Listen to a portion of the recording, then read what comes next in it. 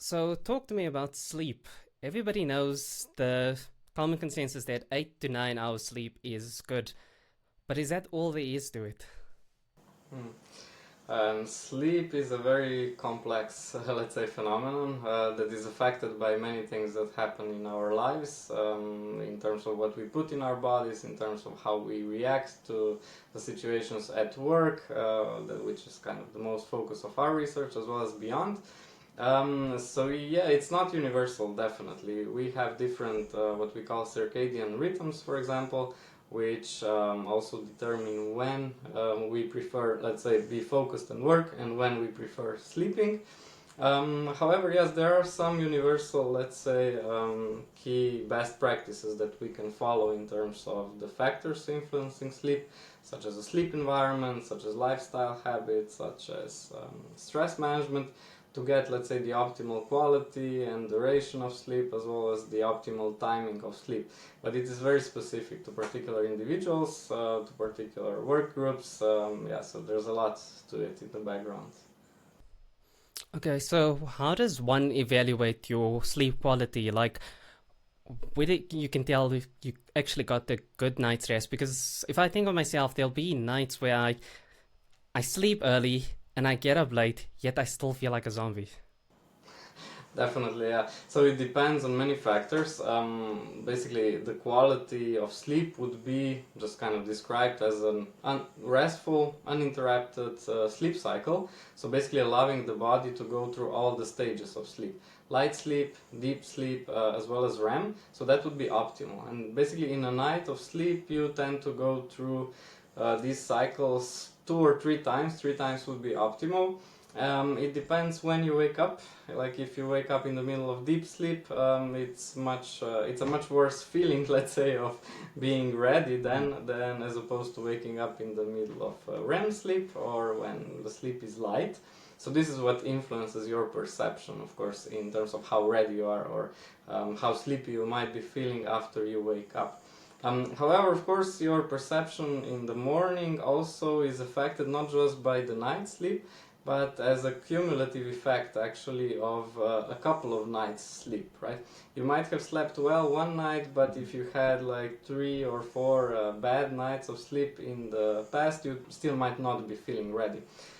So how you can track this you can of course just kind of assess how you're feeling, which would be the typical approach in the past. But now you have all these wearable devices which are very accurate actually in capturing sleep. You have Aura rings, which are, let's say, quite popular, also very emphasized or highlighted in media as well. You have motion watches, you have different types of watches, such as Apple Watch and similar. Not to make like an advertisement for them, but they are actually very accurate in assessing sleep. Especially if you want to be tracking your own sleep over longer periods of time, basically comparing it with your own baseline. It's not as accurate if you're comparing across people, of course, but with your own baseline, you can get very accurate assessments that way. Okay, it sounds like it's a lot of continuous assessment. It's not where you evaluate the quality of your sleep over one single night. It's a habit, a routine that you maintain. And yeah, it sounds like it's not just the person on the day, it's also the lifestyle you lead. So, what lifestyle influences would there be? On a general note, when we talk about the factors that affect sleep, they would be what we call mostly related to sleep hygiene, we call it. So basically, it's about making a sleep environment as routine and, let's say, as appropriate as possible, which would mean a dark place, definitely. So light would always be interrupting with sleep throughout the sleep cycles. It would be a little bit more cool, so with a little bit lower temperature than the one you're operating throughout the day. The bed would have to be comfortable. Yeah, I mentioned shades being down, but also there should be some sort of a routine where you should be, ideally going to bed in similar times, so that your body also gets used to a routine. Whatever interrupts that routine is problematic with regards to your sleep. However, of course, body can recover quite easily as long as this routine or these interrupting factors are not present, like on a prolonged basis. Okay, so a lot of it is geared to going to bed. But what about like nutrition and lifestyle decisions? Also very important, definitely. First thing is regular exercise, balanced diet, and also when you are doing the exercise or eating. There is that's also part of the sleep routine or sleep hygiene. So not to be exercising too late, too close to sleeping, basically. So not at least 2 hours before bed. So there should be a break of 2 hours, and yeah, not eating, especially not like fatty, greasy food too close to sleeping. So at least 3 hours or more before going to bed. You should not be doing that. Maybe if you want a light snack, like 2 hours before bed, that's completely fine, of course. But anything closer to that would interrupt sleep. Let alone, of course, the well-known factors such as caffeine. Caffeine has 6 hours of half-life, so basically you should not be drinking it approximately 6 hours before going to bed, at least, right? So caffeine, even alcohol intake close to sleep might get you to sleep faster. Actually, the sleep timing, the sleep latency would be faster, but you would not go into the full cycle or not be able to go into the deep sleep stage as well as you should. Why not? But that I don't know because I'm not a medical doctor. I study sleep mostly in relation with the factors related to work. So I'm at a business school, part of the behavioral lab, where we focus basically on factors influencing sleep from the work perspective, as well as vice versa. So how sleep and recovery affects work outcomes, basically. Okay, so let's look at that in particular. So you've published a few papers looking at the influence of different work on sleep, and not just the sleep, but also, the stresses that people in different work experience and how it impacts their sleep. What can you tell me about those? Exactly. So we focused. So a little bit of a background, maybe. So part of the general humanizing digital work initiative that I'm coordinating, which is basically related how to put, let's say, a human being in the center of research and practice related to work settings. So part of that in recent years, in addition to, let's say, remote work, hybrid work, how technology affects work, has also been our study of what we call human sustainability.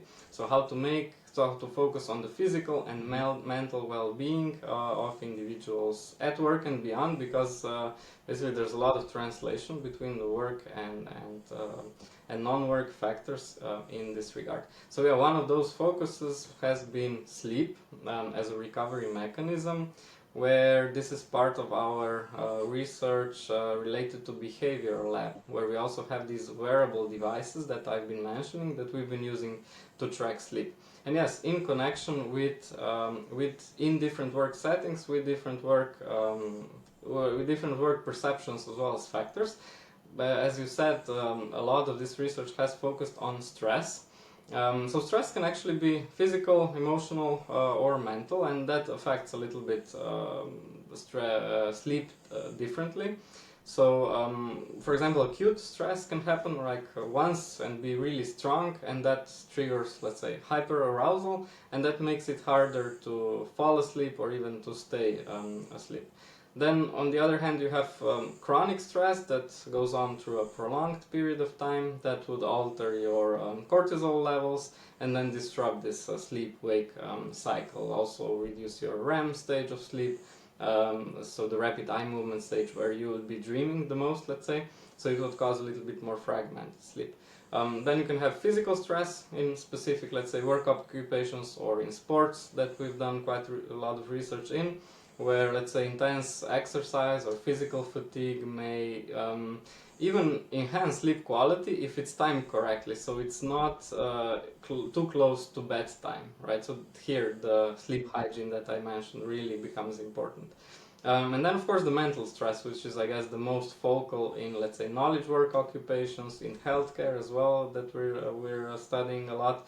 Anxiety, overthinking, or just thinking about something that has been going on at your work can actually delay going to sleep, so delay the sleep latency and also reduce deep sleep levels. Okay. It sounds like a very symbiotic relationship, where your sleep influences how you're going to feel throughout the day and how you're going to perform, and then how you perform and your stress levels will influence how you sleep.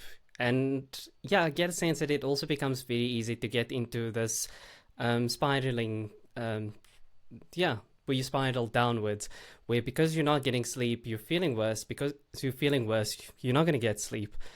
So let's look at different jobs or different work. So one of the groups of people you looked at were athletes. How does stress influence their sleep, and how does sleep influence their performance? Mhm. Indeed, we've done quite a lot of research with athletes, specifically handball players. So we've done research with two top handball teams in Slovenia. Both of them have been European champions in the past. So the female one, Krim Mercator, as well as the male one, Celje Pivovarna Laško. We've tracked Krim Mercator, so the female team, for 2 months, basically, so tracking sleep with Oura rings over this period, so on a daily basis, as well as tracking their experiences with daily surveys. So used experience sampling method to get a sense of what's going on during their day, during their work day, as well as the, let's say, non-training or non-matches part of the day, as well as to get them respond to what they did related to sleep hygiene before they went to bed. So this is what we did with the female, and the same, let's say, approach with the male one, in addition to the fact that we track them throughout the whole season. So from the start of the pre-season, so the preparation phase, and then the 2 parts of the season, so the first and the second part, and then the concluding part. Yeah, in this setting, of course, it's mostly about training, and this can a little bit be then translated into any, let's say, physical or athletic work settings, where we have found actually the most profound influence on sleep latency. The athletes, they know, of course, they know that sleep is very important for their functioning, and a little bit of, let's say, improvement in sleep can enhance their performance just a little bit, and that influences the outcome quite a lot for them, right? They're in, let's say, what we call high performance pressure situation, where you make a mistake on a game, right? And then this makes for a really big outcome in terms of the difference for the result. So they can see this, but yeah, the most impactful here is the physical, of course, stress, where basically we found that it affects sleep latency. So they tend to go to sleep or not be able to go into the cycles of sleep as fast as maybe in some other settings. This has a lot to do with the fact that they have trainings also, let's say, in the afternoons or late in the evenings, so quite close to going to sleep. So that's one factor that we then worked to, let's say, optimize a little bit. It's much more difficult when they have a match, of course, in the evening. You cannot do anything about that, right?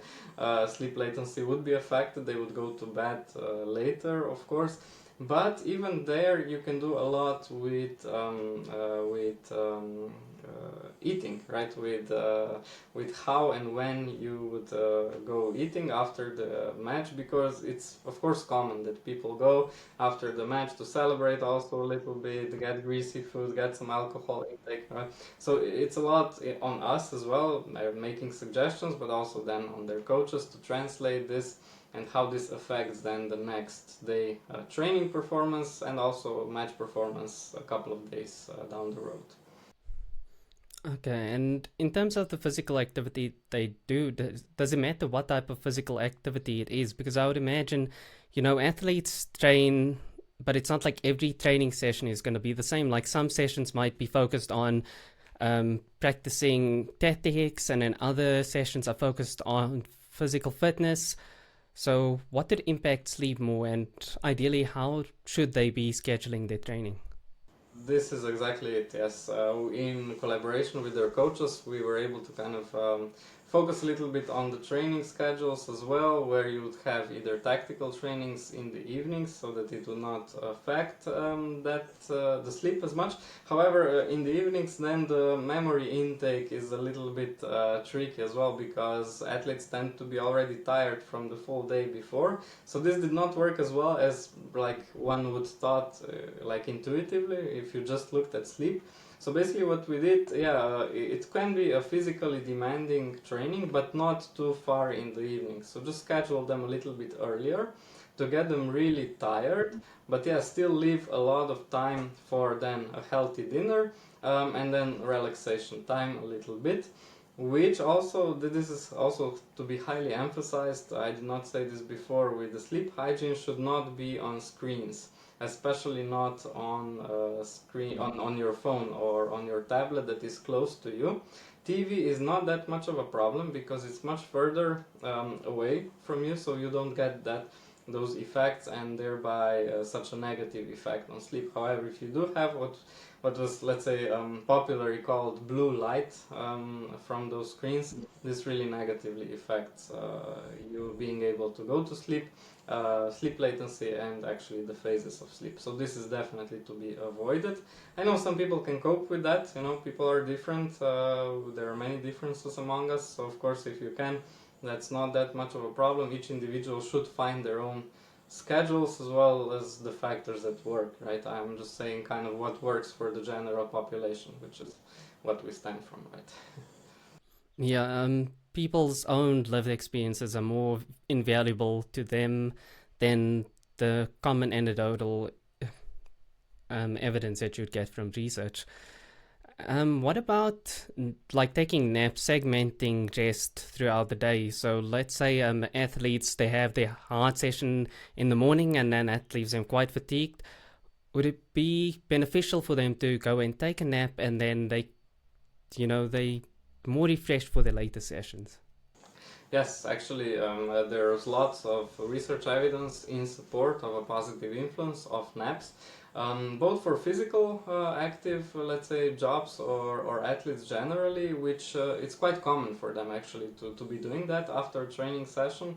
But even for the, let's say, cognitively demanding work, for knowledge work, for creative work, or any work that has memory retention or cognition part of it, naps have been beneficial. One thing really important here is that we don't take these naps too long in the day, so that traditionally it comes maybe siesta, the expression that is done in, for example, Spain, where they have these siesta hours of just shutting everything down. This comes from the 6th hour, siesta hora. So basically the 6th hour in the day, you should already be napping. Not later. So 6 hours after you wake up. Now this is a little bit early, but even if you do it like 8 hours, so after 8 hours or 9 hours, that's completely fine as long as you don't do it too late in the day. So if you go to nap like at 6 p.m. already and then you try to get to bed at like 10, 11, you might have issues with that because your body would still be rested, very rested, and not be able to then fall into sleep, so then you would be affecting your sleep latency in this regard. So it's very good, it's important to take, however, sooner in the day and not for prolonged period of time, like 20 minutes, half an hour, definitely not more than 45 minutes, because then you go already into the deeper sleep stages, and then your body starts feeling like you are actually having a night of sleep, and then you wake up and you're not very well recovered, right? So you should only have these light phases of sleep in the nap time, and that helps with recovery. Charging your battery for 20-30 minutes max, that's it. Yeah. Okay, and in terms of knowledge-based work, what did you find there? Yeah, this is actually our first study setting that we've done with sleep, because it also reflects or relates a little bit to our prior research that mostly focused on creativity, creative work as well. So for knowledge workers, we've done a study with 6 Slovene companies with their knowledge workers, basically. We tracked them for a month, basically, their sample, in the same way that we did with the sports section. So basically daily surveys, twice a day, in the morning and in the evening, and of course objective sleep measures. Whereas here we did not use Oura rings. The Oura rings were easier to use by handball players. We actually used headbands. There's a headband provider, it's called Dream, DREEM, not dream as a dreaming. So yeah, that is, let's say, the most accurate, because it directly, with EEG sounds, measures directly your brain functioning, and directly the sleep cycles and the sleep stages as well. But yeah, like I said, we focus mostly on the work setting. So basically here we were interested how work intensity affects perceptions of stress, and thereby basically how this interplays with sleep on a daily basis, but also in a cumulative way, so on a couple of days, and how that affects next day creativity. So basically what we found that some people interpret high work intensity as a challenging factor, so a challenging stress factor, and thereby they can translate this perception, let's say, especially if they are well rested, into creativity on the next day.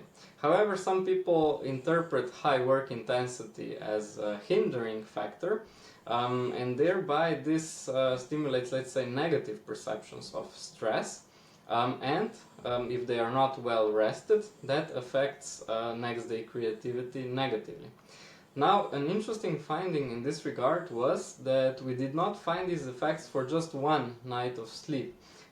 Actually, we found that people tend to cope with one poor night of sleep relatively well, so it does not affect next day creativity as much. Whereas subjective perceptions on a daily basis are more important, because, as I said very initially, I think, was that your subjective experience already interprets a couple of nights of sleep. And this is what we did find with these objective measures through wearable devices, where poor sleeping for, let's say, 3, 4, or 5 nights actually did negatively affect creativity the next day. So it actually, what matters here more is the cumulative effects of how well you sleep on a continuous basis, as opposed to just one poor night. Which is also good, let's say, news for us if we want to be creative, or for anyone, right? If someone really has something pressing the next day, some, I don't know, big pitch or something that you really need to do and perform well, if you sacrifice that night of poor sleep, you might be able to cope with it, as long as you are generally well recovered or well rested from before. I can't remember who the quote is attributed to, but he used to say that his key to creativity is 9 hours of sleep at night. I think it might be Ernest Hemingway, I guess. I'm not completely sure, but we've used his quote in our research as well, just to kind of get people more interested in this regard. Yeah.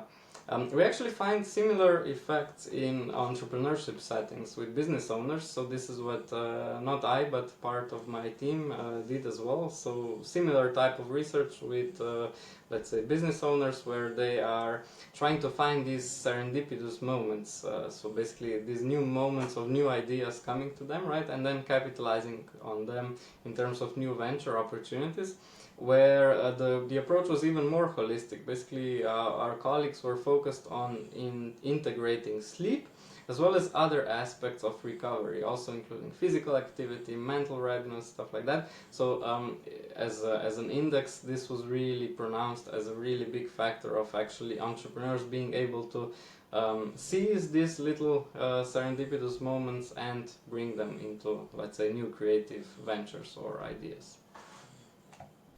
Okay, and bringing it back to where you spoke about people's subjective experience, it sounds like it's a big psychological component at play. You know, how people feel about what they're doing influences whether they're going to feel distress or, use stress, so positive stress about something. Um, how heavily is that influenced by the actual sleep? Mm. This is, I guess, to be examined, but I would, and it is something that we want to be focusing on in the future as well, a little bit on how just the meaning making or the interpretation of your work as meaningful or as something that brings purpose, let's say, not just to you, but to generally, how that is affected to sleep. We have just started a new study with healthcare workers, so these would be medical doctors as well as medical technicians, so across the spectrum of healthcare workers, where let's say this element of meaningfulness is quite emphasized. Of course, they have this what we call emotional labor, where they have to interact with patients. Of course, they have to interact also with other colleagues and help them, collaborate with them. So this is what we are interested in this regard. So how to set up the work of a healthcare worker that would allow them, let's say, to flourish and bring their meaning to that emotional labor, to actually care for patients better, to actually be able to help their colleagues a little bit better. We don't have specific findings yet, but this is something what we are currently engaged in. And what we would like to explore is actually the two paths that these, let's say, work demands in combination with the personal resource of sleep are contributing to. One is a motivational path where you get to work engagement, and this is similar, let's say, to what we've been doing on creativity research of stress and creativity as well. And the other is the burnout, right? The health impairment path of the job demands resources model, where basically our key proposition here is that if you have too many, let's say, work demands, that would affect what you mentioned, the hindering effects of stress, and then on the longer periods of time it would affect burnout, right?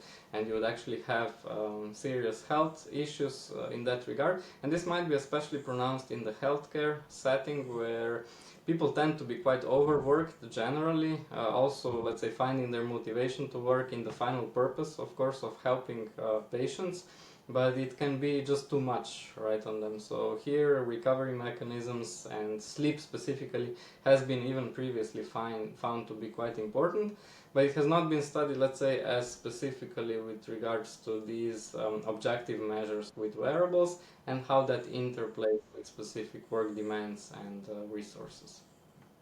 Yeah, and I think with healthcare workers, it can also be quite detrimental when they have changing sleeping habits. You know, if you think of the nurses in the hospitals, one week they might be on the day shift, and the next week they're on the night shift.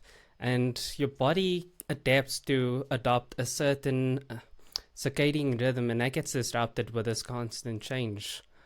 And also, like doctors and surgeons, when they have to go and perform an operation, like they can perform operations that take many, many hours, and that I imagine also takes quite a heavy toll on them physically, mentally, and emotionally as well. Indeed, and there's lots of research supporting this claim, actually finding severe health issues related to shift workers. So those who have been in shift work for longer periods of time, so many years, we're talking about this now. Now one can cope, right, for a couple of months or even some shorter amount of time without too many issues, but yeah, over the years they tend to develop some serious problems related to their health. So focusing specifically on their sleep, especially on their sleep latency, so how fast they can go to sleep, how to make them, let's say, follow some sort of a routine.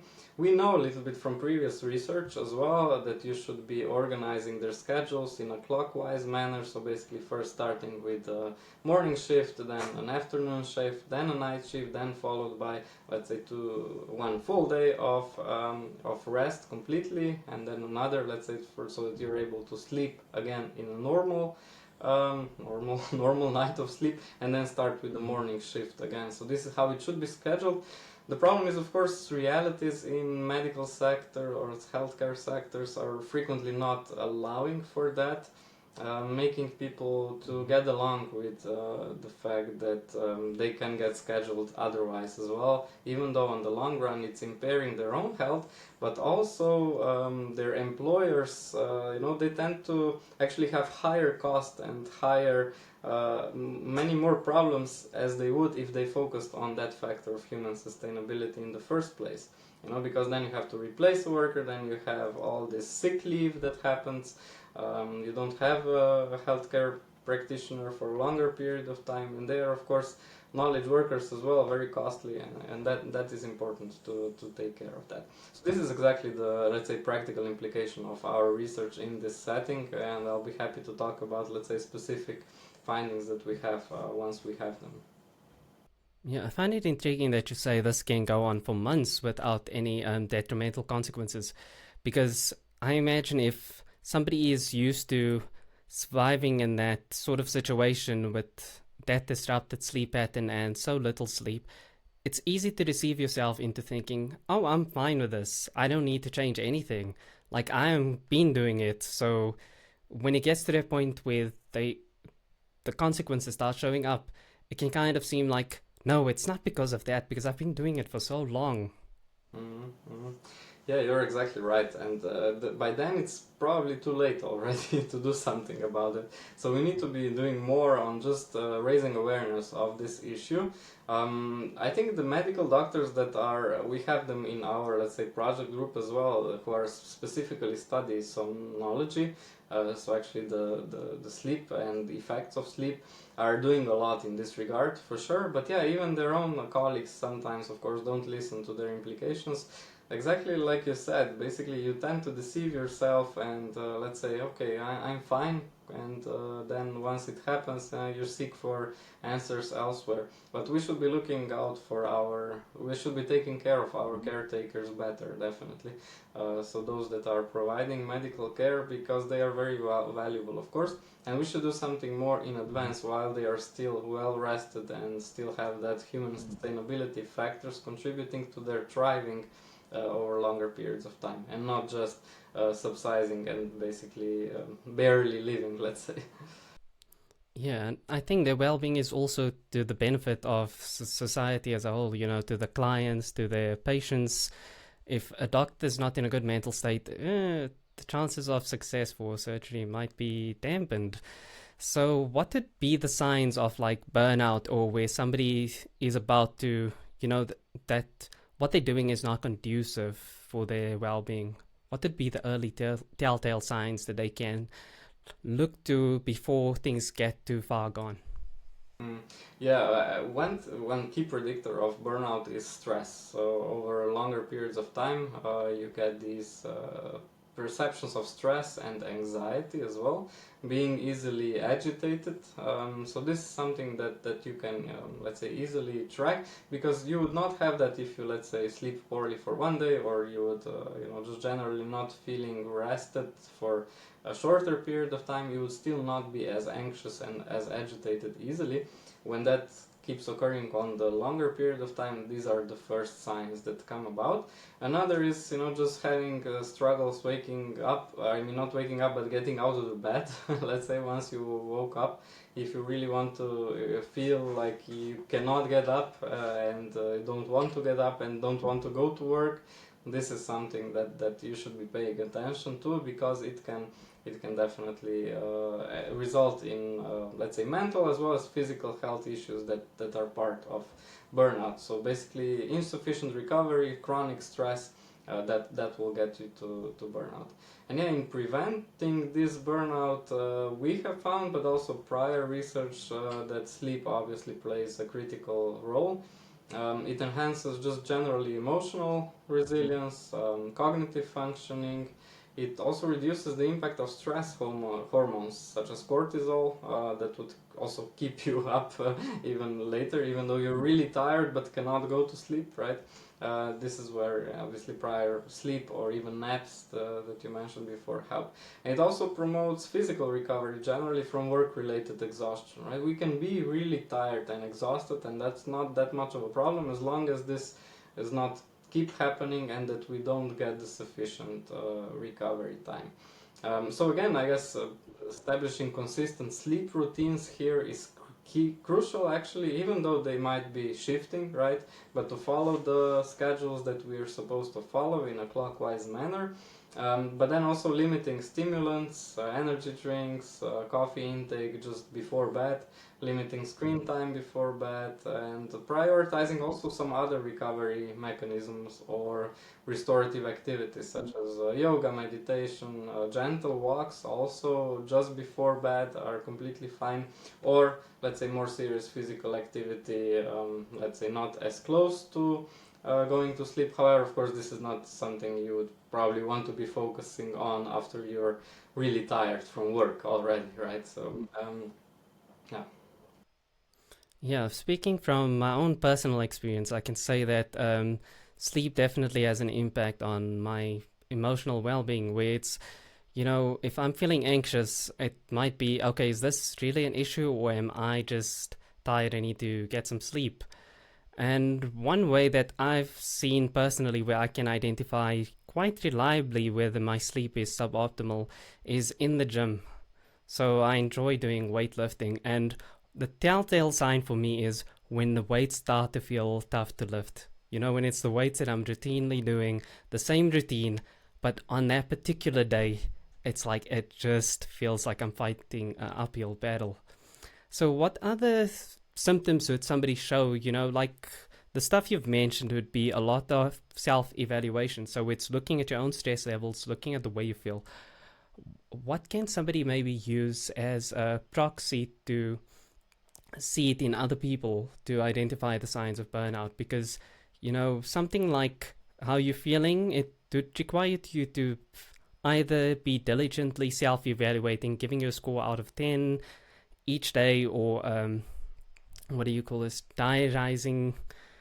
But that might not be something somebody does. But if you're in a work setting and you have a colleague, how would you identify this in them? Yeah, it would show basically through agitation or being easily agitated, being more emotionally unstable as well, like jumping on specific, let's say, issues that are not even as big maybe, or normally well rested, the same individual would not have issues with too much. So basically being agitated, basically also being more ready to, let's say, fight or quarrel on some issues that are not as important. So mostly that. Another thing can be also just kind of forgetting things or having things slip, or not doing the tasks that you're supposed to be doing on time. Of course, that can also be an effect of, let's say, just short-term overload, which is not, of course, as problematic. However, if that keeps occurring, then I guess something should be done in terms of the recovery of this person. And you can gently, just maybe ask this person how well they are sleeping, are they having difficulty falling asleep, not sleeping long enough, and maybe that would stimulate them to, I guess, consider this element of recovery a little bit. But of course you cannot change people, you cannot influence people too much at the end of the day, and this has always been the case with anyone reporting burnout. You have to actually experience this by yourself and then make that decision to do something about it, right? And that's a very personal decision, right? You cannot force someone. However, companies like at workplace settings can do a lot just to be proactive in preventing this, just generally to establish a sense of a climate or of a structure at work that actually focuses on well-being, that raises awareness about this, that prevents people from overworking, or even, let's say, focuses on or emphasizes the fact that maybe even short-term results are not as important as it is your long-term health. And this has been shown more over and over again that this will long-term impact the businesses as well positively. People will be more engaged on the long run if they feel their employer values them as a person or cares about their well-being. They would be more engaged, they would be more willing to contribute, go the extra mile when it's really needed, and then contribute to the company results, let's say. So this is really important, definitely. Yeah, it reminds me of a book I read by Simon Sinek, The Infinite Game, where the moment you start focusing on the short-term metrics, you overlook the long-term metrics, and that is to the detriment of the company. The goal is not to achieve results, is to maintain results, which is what people tend to forget. While you're chasing the buck now, you are forgetting that you're going to have to maintain this race the whole time. It's not a sprint, it's a marathon. Exactly, and that happens over and over. Yeah, over and over it happens because also usually the key performance indicators are set in a way that they are very short term, right? And they are incentivizing and rewarding people to overwork on the short time. But yeah, people are very, we don't see things like on the long run, right? We tend to go for the, let's say, instant gratification. This has been shown over and over again as well. So I would say the systems need to be in place that prevent this. Yeah, and I see that in a weird place in video games. The companies that thrived, thrived post COVID, they are the companies that took a long term approach. Like Nintendo, the president of Nintendo at the time, he took a pay cut because he refused to let people go. Like he said, sure, if I cut people, it's gonna look good for the investors. It's gonna, drum up the numbers and stuff. But what happens after that? And a game where you saw the opposite happening was with a video game called Cyberpunk 2077. They rushed this game out, they cut people, they tried to, get the money at the launch, and it damaged their reputation so much.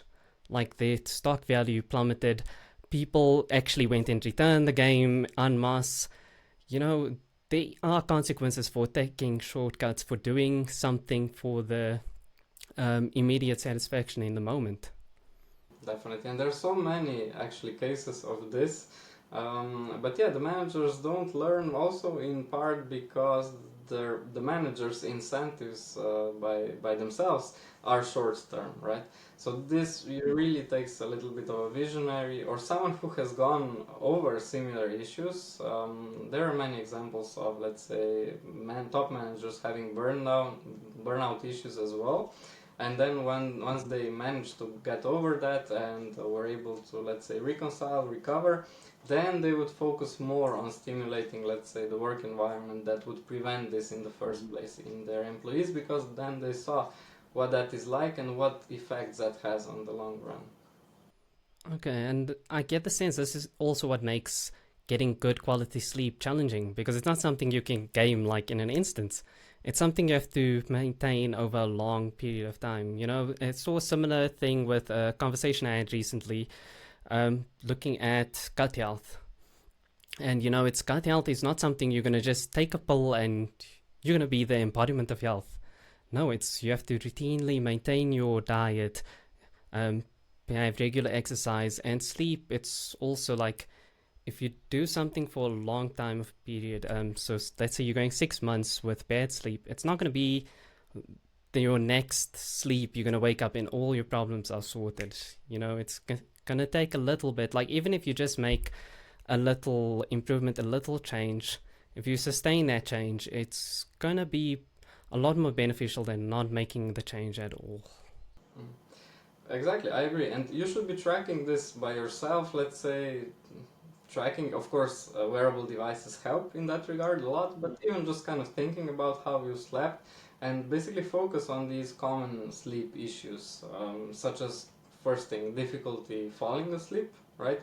And usually the causes for that would be quick stress or anxiety, or even, of course, irregular schedules in that regard.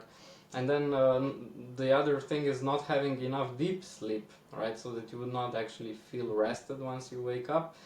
The cause can be just, again, stress or alcohol, but it could actually be underlying health issues. So if that persists, you should definitely either consider a sleep study or see a somnologist, because this can be an indication of your serious, let's say, health issues.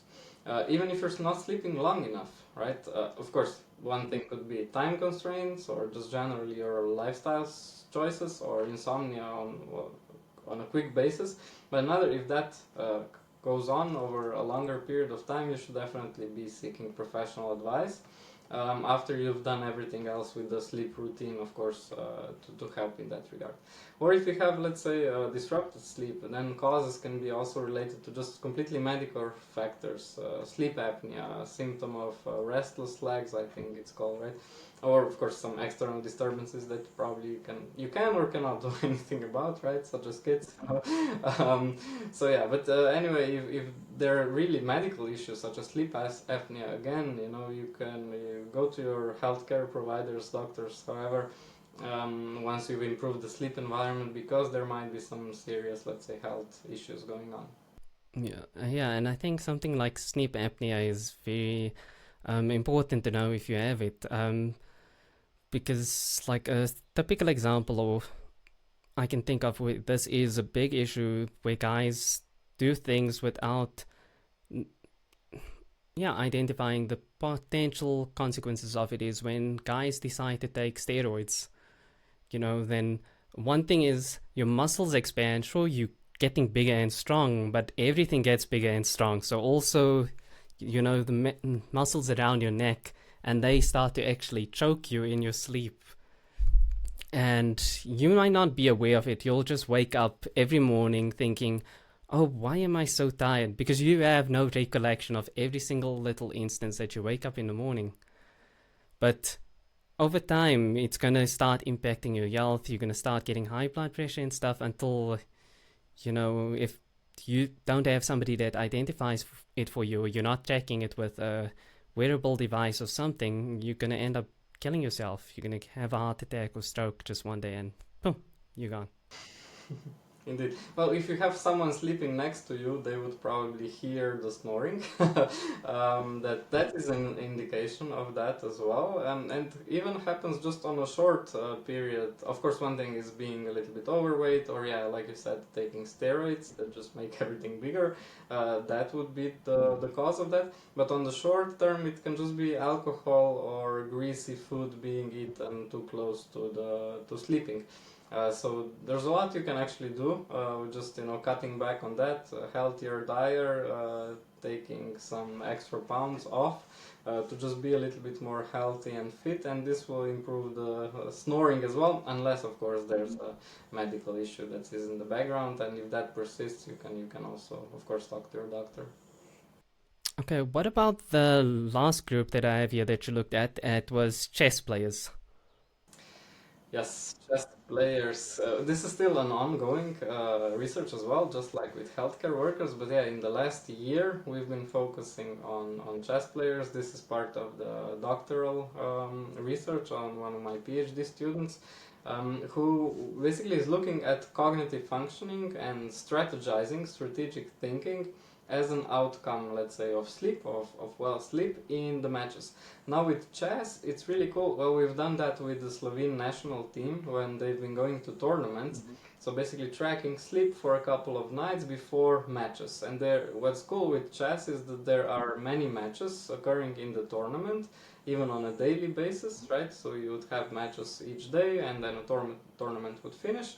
And that it's really, really quantifiable in terms of what you do. It's being tracked very well, so you can actually, for each move that a chess player makes, you can assess how good that move was, basically.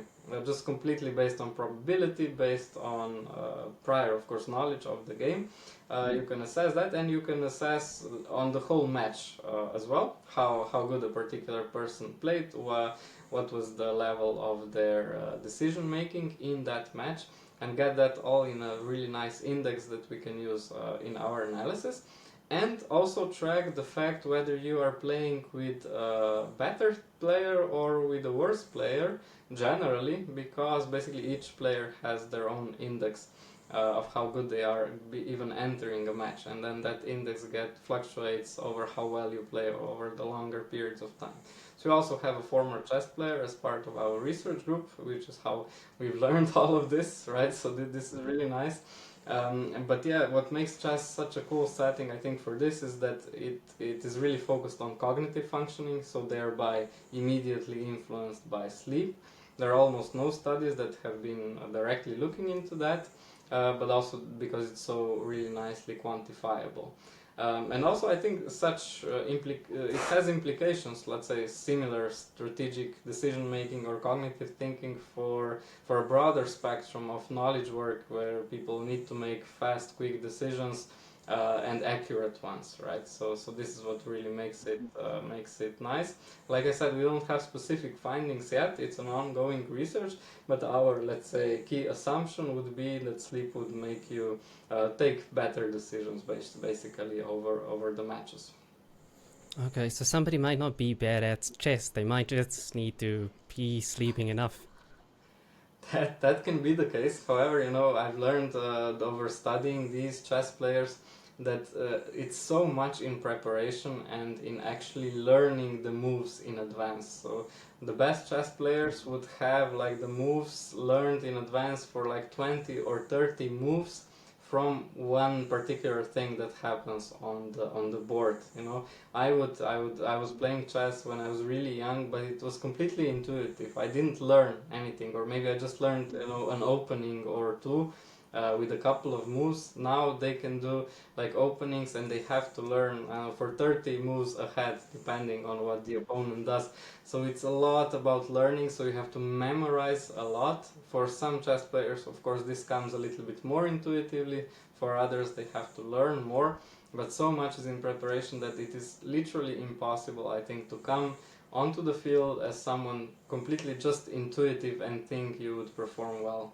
You would not.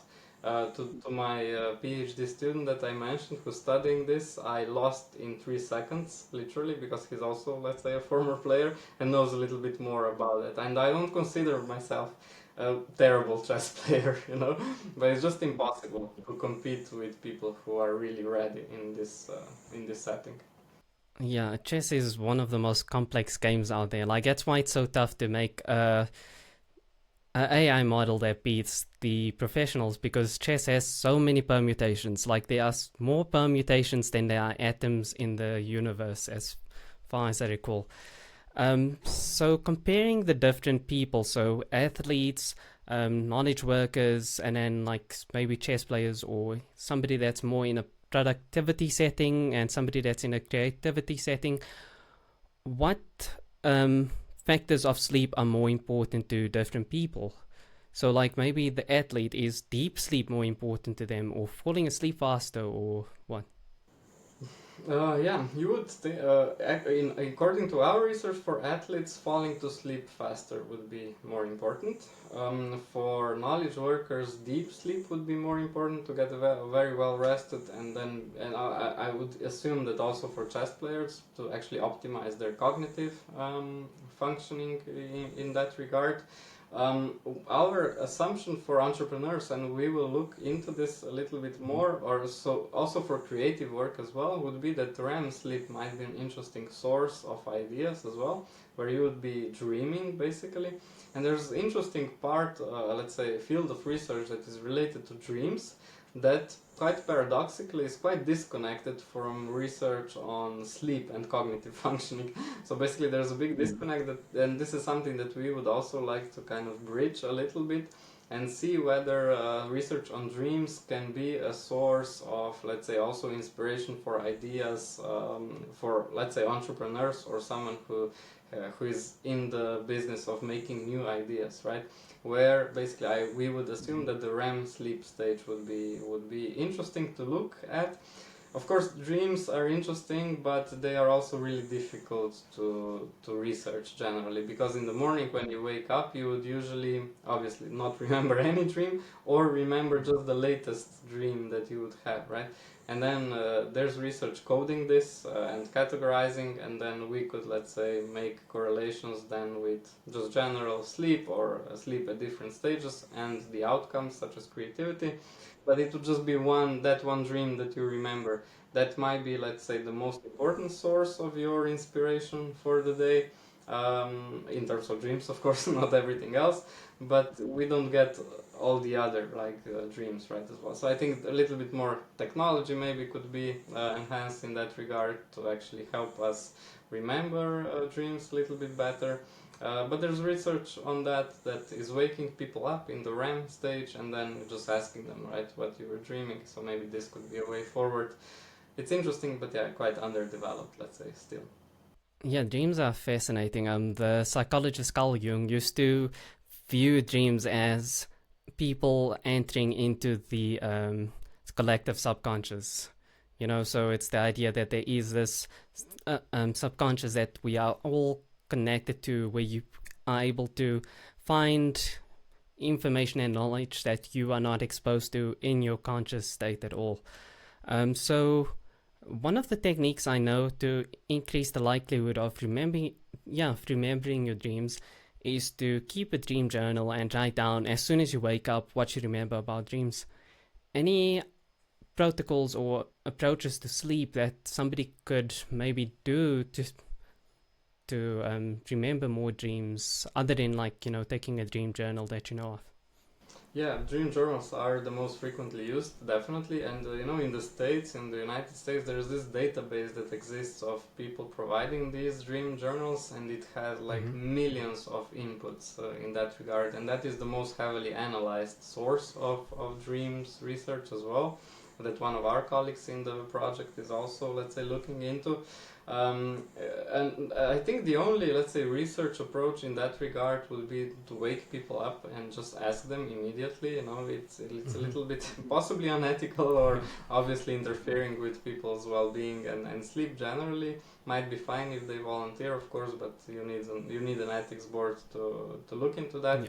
There are people doing that in terms of research. But yeah, I think there's a lot more to be done here. One thing, of course, is the collective subconscious that you mentioned might be something related to it, but I think a lot of it can quickly enter some pseudoscience, right? So we have to be quite careful in that regard to just kind of stick with what we know as research, right? Yeah. Yeah, dreams is something that's very fascinating. I mean, if you take like cultures throughout history, there's always been a fascination with dreams, always trying to interpret it, make sense of it. And despite it being such an ancient practice, it seems like with technology and all the advancements we've made, we still don't have a grasp of it, where we are able to evaluate sleep, have better knowledge in terms of what gives stressful sleep. Like, the biggest advancement we've maybe made is that if you wake up somebody in REM sleep, they are more likely to remember their sleeps. But that's as far as our knowledge goes. And yeah, in terms of the research and work you are doing on, what work are you working on now in the foreseeable future? Any interesting findings that you'd share in the near future? Yeah, so I would say that our research, or my research with the team here in Slovenia, but also broader, kind of relates to two sections. One is digital work, so basically people working with technology. We've had research published on technology acceptance at the micro level, using technology to innovate, basically. Where we compare the roles of digital nativity versus personal creativity in technology adoption for innovating.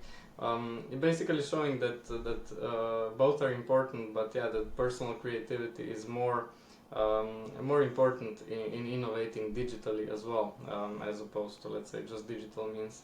And then there's the other stream that we've been talking about the most in this podcast, I guess, which is the human sustainability, where we look at not just sleep particularly, but sleep would be just one of the recovery mechanisms that would basically be buffering the negative effects or potentially negative effects of, let's say, excessive job demands.